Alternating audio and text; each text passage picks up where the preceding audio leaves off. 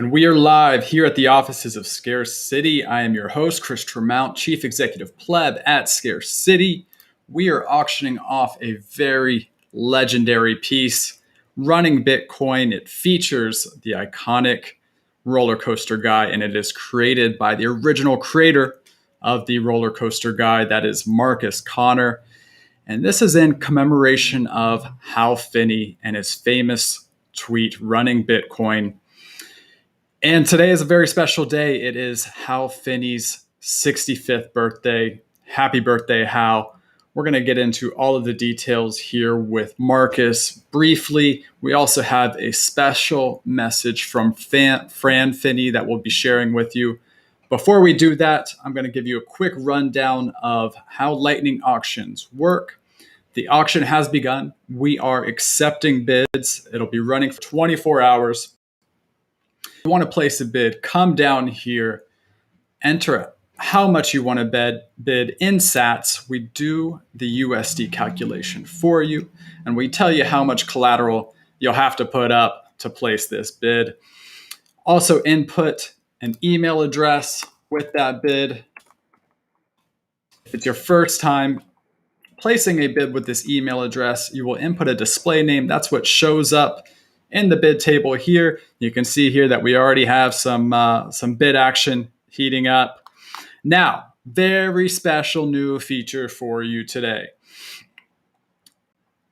If you log in with us, you can pay a one-time deposit of 1 million sats. And with that, you'll be able to place unlimited bids. Okay, so you can just pay once over Lightning. And once you pay that, you can bid as many times as you want and however much you want. All right. So we're trying to reduce the friction for you, make it as easy as possible to bid on this beautiful, iconic piece. We already have the bids rolling in. Jeff, 500,000 sats, Solo Coin, 600,000 sats, and they just keep coming through here. We got some pending bids in the works. All right, without further ado, I am going to welcome on our very special guest, Marcus Connor. Marcus, how are you? Good. Thanks for having me on, Chris. Thanks for joining us, and thanks for creating this this beautiful piece. So much to get into about what makes this special. I think the best place to start off is, anybody who's been in the Bitcoin space at all is familiar with this guy, the roller coaster guy. But maybe, a lot of people, they're not familiar with the story of how it came to be. So can you tell us, you're as the original creator of the roller coaster guy, how did you come up with the idea for this, and how did it start to happen? Sure. Well, I was actually created a daily webcomic a number of years ago, and I was publishing a comic every single day. And back in 2011 was when I first got into Bitcoin. And I only had one Bitcoin in 2011, and then I kind of didn't do anything with it for about a year. And then in 2012, that's when I really started trying to get into Bitcoin, and went through a bunch of stuff that is maybe a little long for now. But what I will say is that soon after getting into Bitcoin, I was on the ride. I was on the roller coaster because the price has always been up and down, up and down. And so in early 2013, I was on this ride along with everybody else, and everybody else was talking about the roller coaster. I didn't, invent the idea of being on it. That's what people were already talking about it. And being as that I was drawing every day, it just felt right to draw the Bitcoin roller coaster. And interestingly enough, it was not published as a daily on my original comic site. It was actually just done specifically for Bitcoiners, and it was a little bit different, color theme than my regular comic, and it was also animated. And I just released it onto BitcoinTalk.org, which was where all the Bitcoiners used to hang out. And then I also put it on Reddit, and interestingly enough, the first time I posted it to Reddit, it got downvoted to 0. And, and that's where it remains. The post is archived on Reddit. You can go look at it. And it's still stuck at 0. You can't, no, people can no longer vote on it because it's archived. So it was really funny. So the initial response was pretty lukewarm, a few comments on Bitcoin Talk and but I shared it with friends and stuff. I was living here in New Hampshire around other Bitcoiners, and a little later that year, was the first sign that it had been noticed because my friend Mandrake, who is known in the Bitcoin space he used to do George's famous baklava, used to sell baklava online for Bitcoin. He shared with me a screenshot from Bitcoinity, which is Bitcoin price site, and they had actually used my GIF on their site. When the price was all wild, it was like dropping, I think, from like 400 or something. It was coming down a cliff, and they shared that, and he screen capped it and shared it with me, and that was the first inkling that like, oh, somebody does remember this. That's amazing. Like, I always love hearing these stories about how memes come to be, especially when they don't immediately hit their stride. Any idea what was happening like behind the scenes during that kind of dead period? Like, was it just the publisher of that website that maybe like they kept it in the back of their mind, and when they were looking for the perfect gift, they thought of you? Any insight there? I have no insight. I don't know who made Bitcoinity, and I to my knowledge, I don't think I've ever spoken to them or know I don't know who they are, so I don't know really. But Bitcoinity, for those who don't know, they're famous for actually throwing gifts into their site when the price does something. So if the price is going up really fast or down really fast, the site will actually expand a GIF out of like nowhere. It's really, really fun. I still look at Bitcoinity all the time specifically for that. They even have like these flashers for like all-time high, which is always really fun. So I think that obviously the person who decided to do that saw the post either on Bitcoin Talk or on Reddit, likely, and then just saved it. Or maybe they had a friend that said, hey, I saw this GIF, you probably want to use it on your site. Because they don't always use a Bitcoin GIF, kind of like you, Chris. You're a big GIF user, always commenting with GIFs, right? It's too much fun, Yeah. So it sounds like, I mean, I guess the way their site, the way they published to their site, your GIF was just kind of the perfect GIF for them during a major price movement. Yeah, and I think it was going down, which is right. I mean, that's the ride. That's the Bitcoin ride. We're going down. Woo. It's part of it. You can't go up unless you go down every once in a while. Right. All right. So they picked it up, and then what happened? Like, did it just kind of take a life of its own at that point? Yeah. So sometime after that, I think maybe in 2014, I don't remember the date specifically, but sometime after late 2013, somebody took him and edited him a bit and got him going straight down, and put this red background behind him. To me, the red was the red candle, right, going down. And it just, that's when it really started to, somebody hit it just right. They shared that probably on Reddit, and it hit right. It was at the right time. And people liked it. And then from there, people just kept resharing it. And then when the price turned around and started going up, somebody just took the going down guy and they just turned him right around and made him go straight up. And they even left the red background, which is really funny because to me it should be a green background. It's green candle, But yeah, then he was going up, and then and then he was going to the moon, and he's going here, he's going there, and then when price was flat, people flattened him out, and he was bored, and luckily, people who just love Bitcoin, some creative people who love Bitcoin, took him, and they took them on some new adventures, which I'm really grateful for that people did that, because other people, kept him alive, brought him to all these new places. It was really fun. I think that's so cool about how you've handled this meme in the way that like you've totally just like thrown it out there and encouraged people to use it. Whereas like, maybe some people would, I don't know, like, I don't know if they try to copyright it or whatever, but like try to protect it. And you've totally taken the stance of like, just everybody run wild with it. And I feel like that's enhanced the meme to its full effect. Yeah, I mean, for a long time, I was very hands off. It was happening, and you know, how. I mean, I made him for Bitcoiners to enjoy. That was the whole point. I've never been. I've been a lifelong artist, but you know, I maybe it's sometimes it's hard to focus on making money from something like art when you're so focused on the art.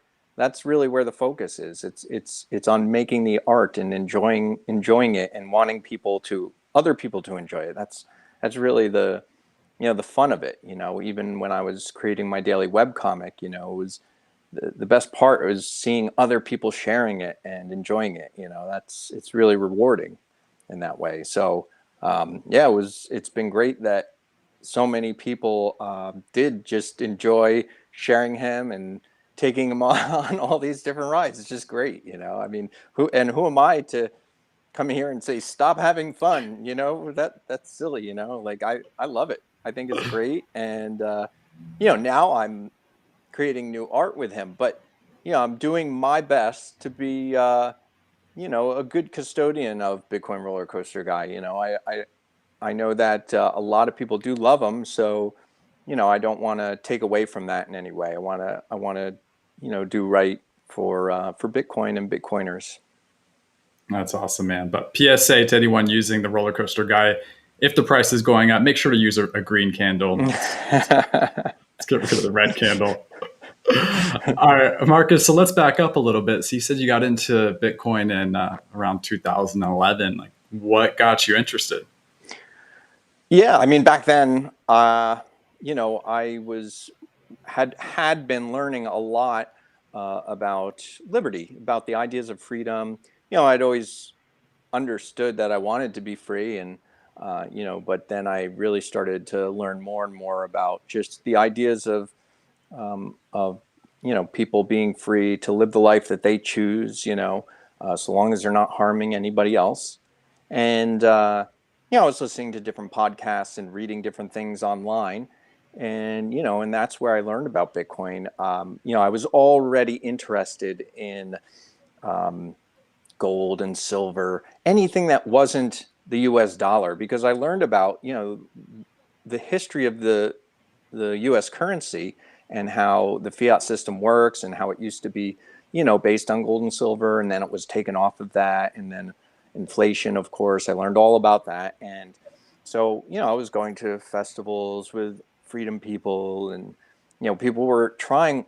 Back then, people were trying all kinds of different things for alternative currencies. They were making these little, they called them dime cards. They would take an old 1964 silver dime and put it in a little card, and different things like that.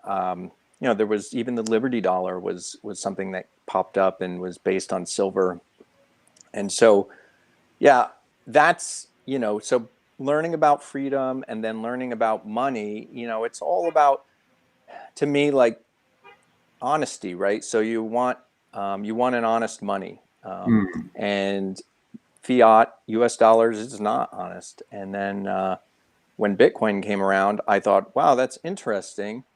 I wonder if it'll do anything. If anybody will be interested. And it was still very early, so that was a big question. And I watched it do some price movements, and I saw it go way up in 2011 to 30 something dollars, and then way back down. Um, so yeah, then I got my first Bitcoin was given to me online, um, and that was actually by Roger Ver. Oh, And wow. yeah, he had made a post and said, "Hey, if you download this, I'll send you one." So yes, but that's how I got into it. Just wanting, and then didn't, but then I didn't really do anything for about a year. And what was interesting was in 2012 when I really decided to get, like, okay, I really want to get more into Bitcoin. I thought, oh, I'll sign up for one of these an exchange. There was one or two exchanges online, so I signed up for one, and uh, I what did I do? I sent in a bunch of money, not a bunch, but I sent in money to this exchange, and then the exchange got closed down, Mm. and I hadn't bought any Bitcoin, and I didn't get my money back for, like, I don't know, 6, 8 months, something like that. But that's how it was back then. Yeah, it's easy to take for granted of how easy it's become. I remember when I first heard of it, and I spent hours, if not days, trying to obtain some, and unfortunately, I kind of gave up. I really wish I would have kept going and forgot about it for a couple of years. But I want to go back. I love the word you used, honest money, because I think the word that's more commonly used is trustless or something along those lines. But as you mentioned it, I just think about how honest Bitcoin really is, right? Like the code is open source. Its development is an open development that anyone has the opportunity to contribute to. Anyone can run a node, and the blockchain is there for anyone to observe, right? So it really can't be any more honest than that. And I think that is something that's like special. Maybe it's sometimes hard to put your finger on, but I think we're all always looking for kind of a universal truth, right? And Bitcoin offers that in the form of money. Yeah, yeah, definitely. It's Bitcoin is the best kind of honesty. It's one that you can really believe in because it's right there. It's coded in, and that's that's the problem with honesty, right? If you don't know if something is honest, and you might have some trepidation, but Bitcoin, it, and that's the beauty of it. Absolutely. Well, let's talk about this sculpture you've created for us, running Bitcoin. What inspired you to create it? Yeah, so I mean, obviously, I was inspired by Hal Finney and his tweet, "Running Bitcoin." Um, I'm sure anybody that's watching this probably knows, Hal Finney very well, and I'm just gonna pull something up here. But Hal Finney was before Bitcoin existed. Hal Finney basically contributed to Bitcoin before it even existed. He was a really smart guy. He was valedictorian of his class in high school, and then in the '80s he was programming video games for let's see, Intellivision and Atari. Um, he worked on PGP, Pretty Good Privacy, with Phil Zimmerman. Phil Zimmerman. He was working on that before it was even a company. Wow. So he was working on, like, the very first versions of that. And then and then he was hired by PGP Inc.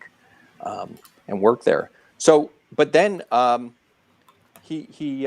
Finney, he created the cryptographic anonymous remailer, Mm-hmm. right, where people could send in a message and it would send on anonymously. It's like really cool, and he was part of that early cypherpunk mailing list and group of people who talked about cryptography and and money and things like that. And he basically did some work based off of Adam Back's Hashcash, which was a proof of work, and then Hal created the first reusable proof of work.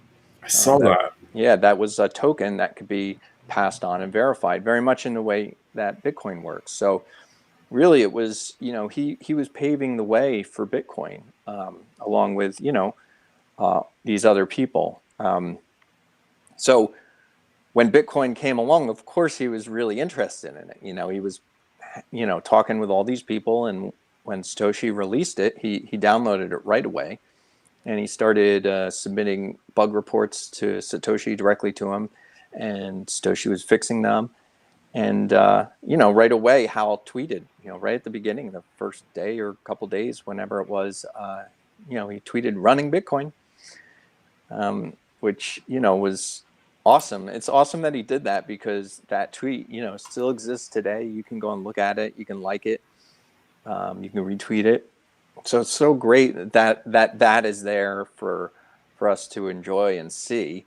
And it was very interesting that he chose, that he just chose to write running Bitcoin, because here Hal was a runner. He loved to run. He was, he was running races. When I forget exactly how it came, that I forget the moment of inspiration, but somehow I realized that, Hal Finney's 65th birthday was coming up, and I was thinking about the running Bitcoin. And of course, I had this idea of, this play on words, right, of an actual running Bitcoin.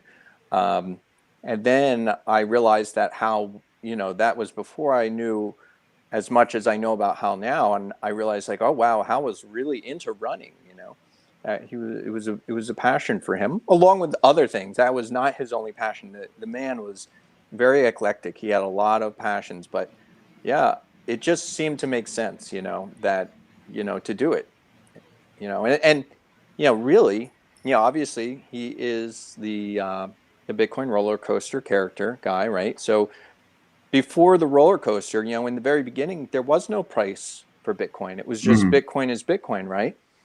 So here he is. This is really the genesis story of the Bitcoin roller coaster. He had to run first. That was what he did right at first. Hal Finney typed running Bitcoin, and there he began running. When Hal and Satoshi started running Bitcoin, he was running. And then as soon as the price started going, he jumped on that roller coaster, and he hasn't got off since then. That's amazing, man. It's really, really beautiful. And you're taking this to the next level by a very generous donation. Do you want to tell us about that? Yeah, sure. So in 2009, after Bitcoin was released, Hal was in great shape. He was running half marathons. He was working up towards running a full marathon. But unfortunately, he learned that year in the middle of 2009 that he had ALS. And it's a degenerative disease that attacks the muscles. And, the prognosis was not good for him. And, he slowly got, worse. Maybe not so slowly, but he got worse. And 5 years later, Hal died from ALS. So when I was thinking about doing the sculpture, I reached out to Hal Finney's wife, Fran Finney, and I talked to her about the idea through email. And I just wanted to make sure that she thought it was appropriate and okay, and asked her if there was a particular ALS organization that we could donate half of the price to, because, it's just important. This is about Hal Finney. So obviously that ALS is an important thing for us to put research into, and to help people who, have ALS and their families, help them as well. So Fran was, told me about this organization that she works with, and she does some fundraisers with, and they accept Bitcoin directly. And so, yeah, that was, where we came up with that. So, so yes, it's ALS Association Golden West chapter. They're in California and Hawaii. And so 50% of the price from the auction will go to them. So, I'm excited about that, because, it's good to help others if and when we can. We should always be looking to help others. So.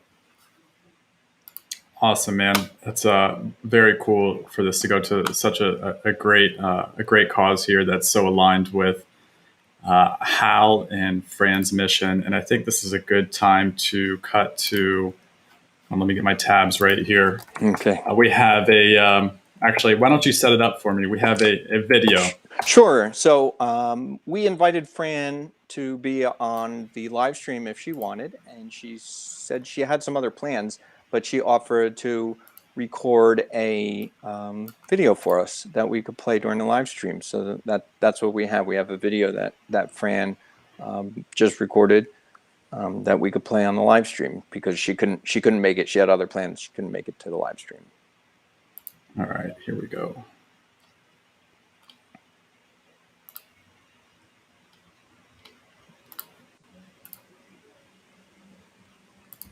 Hi, I'm Fran Finney, Hal Finney's wife and life mate.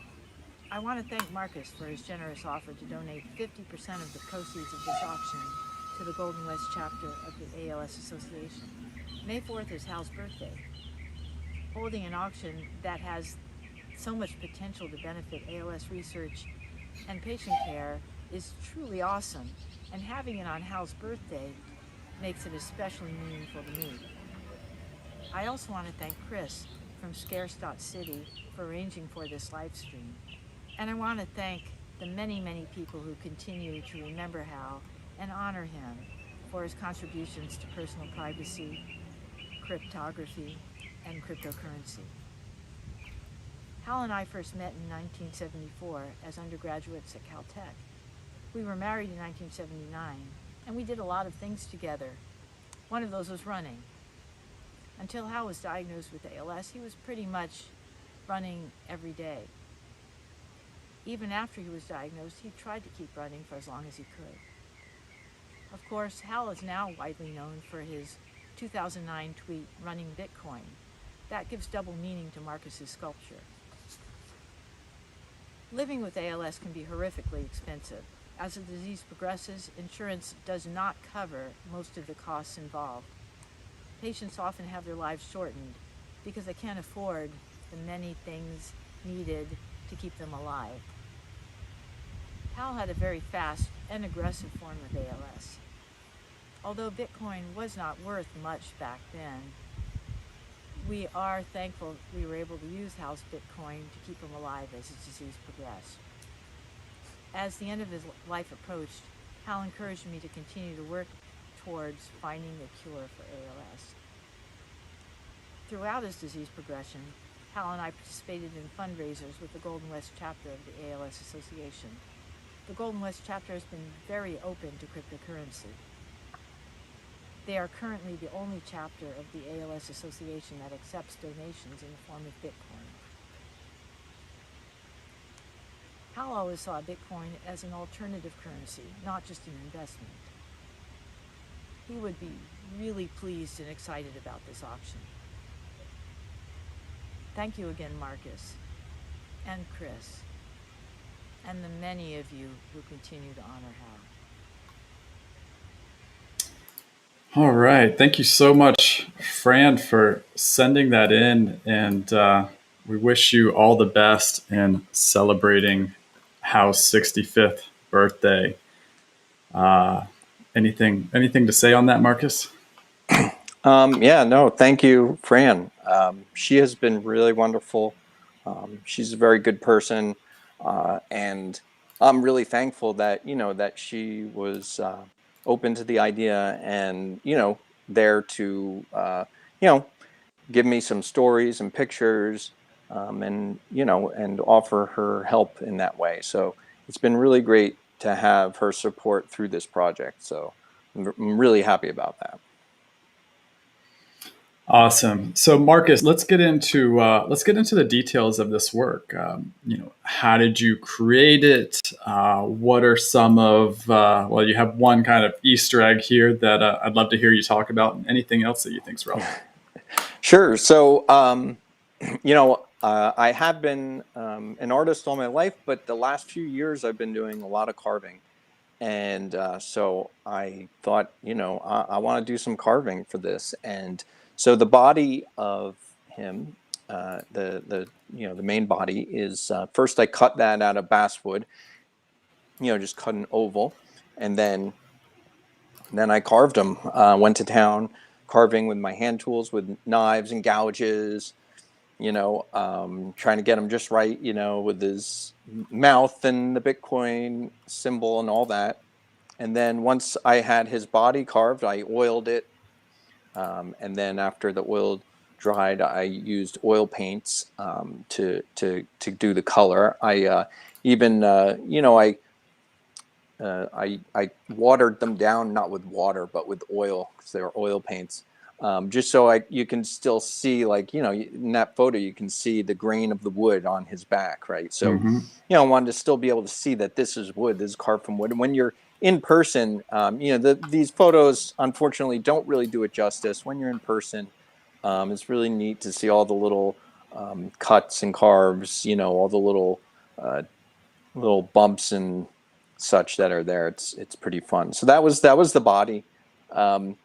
When it came to the limbs, my character, and the way that I draw him, he's got these little stick limbs that are so thin, as thin as a pen line. So I thought, what can I do there? And I decided that, I would use steel rod because it's strong and thin. And I think the proportions came out just right. So I used 2 different sizes, one size for the limbs and then a smaller diameter for the fingers. And I cut and bent the metal, and then I soldered it together with silver solder, which is very strong. Then I painted those. Those are done with spray paints for specifically for metal, and they're shiny, and it actually is a really nice contrast because they're black. I think if they were matte, or dull, might hide, but being the nice glossy black really picks up the light in the room, and it helps you to see them. And I think it gives it a really nice balance. A number of people have now seen this in person, and everybody really loves it and is excited about it that sees it. And you can see how he just looks like he's running, right? Like he's just, the only thing that is attaching him to the base is his one leg, which, to me just adds the fun of it. Like, he has this movement to him, and, it's like he's like frozen in time right before your eyes. So yeah, I'm really excited about how he came out. I really couldn't be happier. The base is actually just part of an old maple tree that I had cut down on my property here in New Hampshire. And it was this really interesting piece that I had, I actually cut this down, probably over a year ago, and just had this piece laying out, along with some other pieces. And I remembered where I had it, like, oh, there's some interesting pieces. And this was the best one. And so I took it, and then I made some more cuts on it, and then I carved it. So wherever I had done cuts, I did some nice little carving to make some nice little notches on it and stuff. Obviously I removed the bark, and then that I oiled, oiled the base a few times, and I actually, after I had taken the first set of photos, I oiled it again a third time after I'd taken like all the first pictures, and it just looks really good. I think in person it's really has a nice, really nice play with the rest of it. I really like that, that he's basically metal and wood, mostly wood though, and I just think I really like these, these materials. I like working with these materials. And I think it looks, really, really cool. I'm just really, really pleased with how he came out. And a couple people who saw it were like, wow, the base looks so amazing in person, Again, it's one of those things like I try to do with this picture you're showing here, like try to show people, how interesting this base is. And I think it helps it to really like live someplace, and not, I don't know, just looks, I think it has the right weight and interest to add to the sculpture. I overall, like, I'm just like blown away by your craftsmanship with this. I know as an artist you have incredible range, but I had no idea you had sculpturing, woodworking abilities, and you just brought together so much talent into this, and it came out just absolutely gorgeous. I just can't imagine it coming out better, and it has so much life to it. Like, you look at it and you just can't help but to smile. So Yeah, well done, man. Thank you. Really impressive work. Yeah, thank you. I'm very happy with how it came out, and I actually finished it today. I signed the piece. So I didn't sign the piece until today, because today is Hal Finney's birthday. So today is officially the day that the sculpture was completed when I signed it. Beautiful. And you do have you have something special in his hand here. Do you want to tell us about that? Yeah, sure. So he's carrying a sign. Sign says, most obviously, it says Hal 415. And as you can see in the picture, 415 was the number Hal wore when he ran his last race. So the last race that Hal was physically able to run, which was a half marathon in California. He happened to wear the number 415. His sign actually had his name on it too. It says Hal, just like this sign. Now, on the sign that the Running Bitcoin is carrying, it also has some additional characters. And they're written quite small on there. But when taken in totality, those small characters, there are 5 of them in addition to the 415. So there's 8 characters there total. Those are the first 8 characters from the hash, from the very first Bitcoin transaction, the very first person-to-person Bitcoin transaction that ever happened. That transaction was sent from Satoshi Nakamoto to Hal Finney. It was 10 Bitcoins, and it's, of course, like every transaction, recorded on the blockchain. And so it just so happened that within the first 8 characters from the hash existed the digits 4, 1, and 5. So the numbers that Hal wore in that final race, those 3 digits, in the same order exist within the first 8 characters of that hash. So, if you read them in the order in which they're meant to be read, it's F4184FC5. So that's why the small characters are placed where they are. And so, so he's not only is he carrying Hal's, number from Hal's last race, but he's also carrying, that first person-to-person transaction that ever happened on Bitcoin. And so, the phrase that I say is that as long as Bitcoin is running, it carries the flag of financial freedom for Hal. And here he is physically carrying, this sign that represents, Hal's running and his, involvement with Bitcoin. Awesome, man. Well done. It's just adds to the perfect harmony of this artwork here.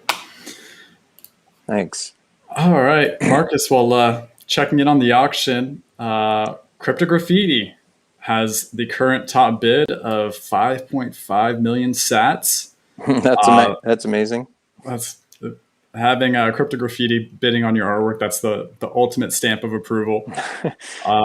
And it's been an intense auction for just the first 30 or so minutes here. Yeah, let's look at that for a moment.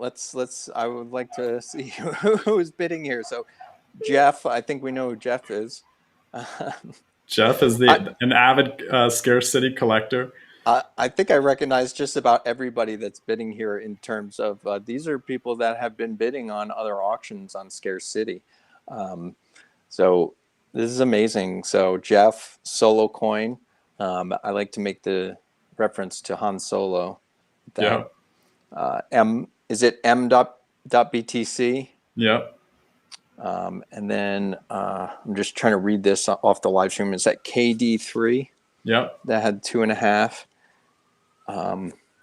What is that? FF? What is that? FFMAD. FF Mad. Is that how we say that? I don't know. Awesome. And Cryptograffiti. Wow. I mean, so thank you, to everybody that's bidding. It's really appreciate it. And I'll be sad to see Running Bitcoin go. I really enjoy having him here at my house.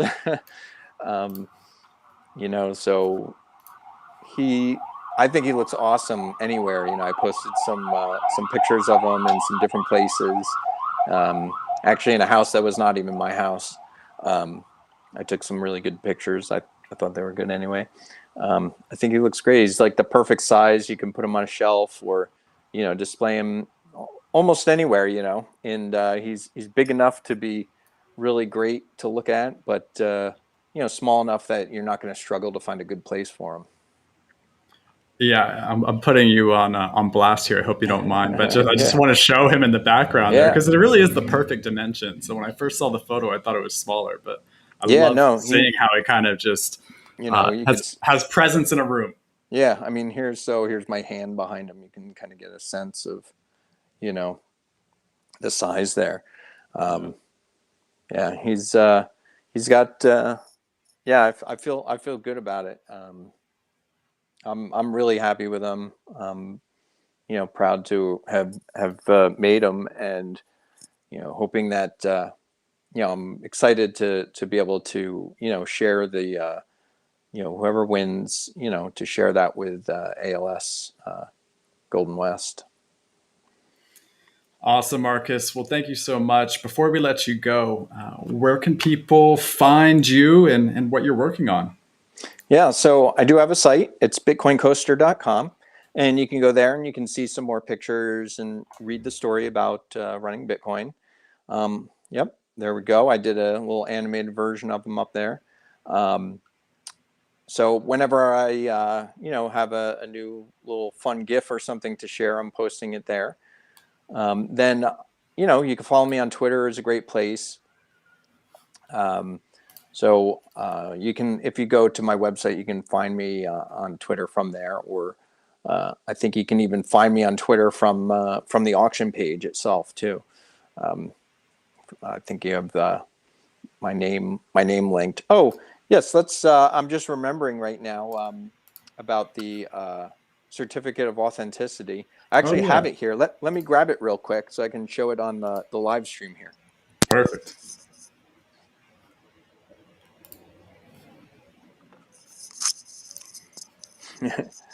Yeah, so I recently had these printed. They are printed in letterpress. And for those that may not know, it uses a nice thick paper, and then they actually make an impression. So the print is actually impressed right into the paper. And then for the Bitcoin parts, we used a metallic foil. So so here is the, I don't know, you can see this, but oh yeah, I see it. Yeah, so it's shiny. And then, of course, I filled this one out specifically for the auction. So I'm excited about that. I think it's really cool. It's a 5x7, and you can either stick it in a drawer somewhere or you can frame it. I mean, it looks really fun. I think somebody might want to frame it, but you don't have to. Might just put it in storage. And a beautiful message there. And you have Hal's birthday, May 4th, 2021. Work officially complete. Yes. So I filled out the certificate of authenticity. I filled out ahead of today, but I knew that today would be the day that I would finish the sculpture, which is that I signed the sculpture today. So it's dated for today being Hal's birthday, his 65th birthday. Very good. All right, Marcus. Well, thank you so much for joining us. Thank you again for creating this wonderful piece. We're very excited for the next 23 hours and 16 minutes to see how this auction goes. Yes. And we'll talk with you soon. All right, great. Thank you, everybody. All right, take care. All right, you too. Okay, if you're still with us, I'm going to do a quick rundown of how to place a bid, just in case you missed the beginning section. Come down here, input how much you want to bid. We make it real easy for you with the auto input, and you can use these arrows here. We do the calculation for you. We tell you how much collateral you'll need to put up to place that bid. Input the email address that you want associated with it. It can be any email address as long as you have access to it. It's what we use to verify the winner. You'll have a display name. That's what actually shows up in the bid. Your email address stays private.